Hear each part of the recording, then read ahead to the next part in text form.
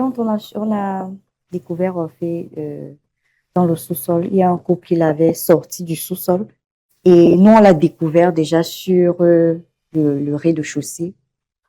Quand son père est arrivé, il s'est tout de suite jeté sur elle. Il a pratiqué un massage cardiaque et derrière, on entendait, elle bouge un peu, elle bouge, elle bouge.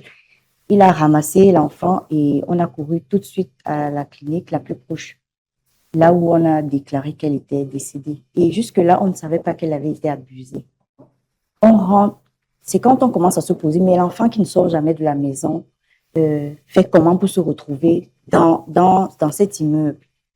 Qui l'a amené là-bas? On commence à se poser de réelles questions. Elle n'aurait pas pu aller toute seule.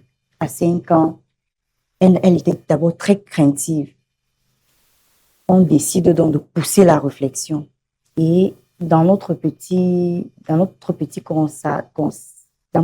concertation avec la famille qui était venue directement, ils nous disent, écoutez, si vous avez un doute, c'est mieux de demander l'autopsie.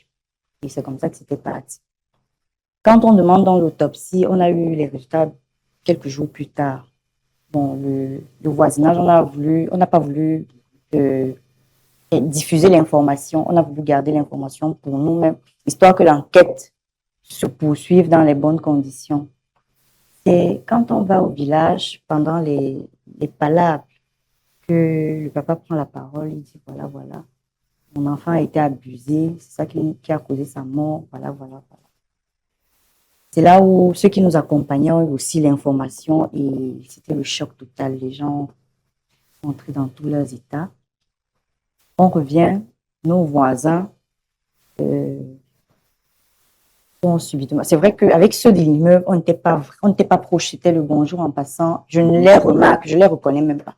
Je les verrais en route là, je ne saurais même pas que celui-ci était mon voisin. Mais ceux avec qui on était dans la concession ont pris leur distance. Ils ont pris leur distance, comme s'ils savaient qu'on allait les accuser, en fait. Comme si ils se sont directement, oui, ils se sont directement braqués. C'était à peine, dès qu'ils nous voyaient, dès que je franchissais le portail, c'était direction à la maison. Chacun entrait chez lui, comme s'ils ont vu la peste. Et ça se continue jusqu'à aujourd'hui, parce que dernièrement encore, c'était le 29, un 29. Je suis allée là-bas, oui, c'était un 29. Je suis allée là-bas comme d'habitude, mettre une bougie, essayer de regarder. Quand j'arrive, tout le monde, c'était la débandade totale. Je dis que c'était la débandade totale. Il n'y a pas eu... Pour des gens qui étaient chez moi, j'arrivais même pas à me reposer un peu. Maman, on fait, est-ce que tu peux avoir des oignons? Est-ce que tu peux avoir du pain? Est-ce que tu peux avoir... Malheureusement, nous étions les plus stables financièrement et ça ne nous a pas aidés. On a voulu jouer les bons samaritains, on s'est un peu ouvert et on a reçu aucune compassion de notre voisinage.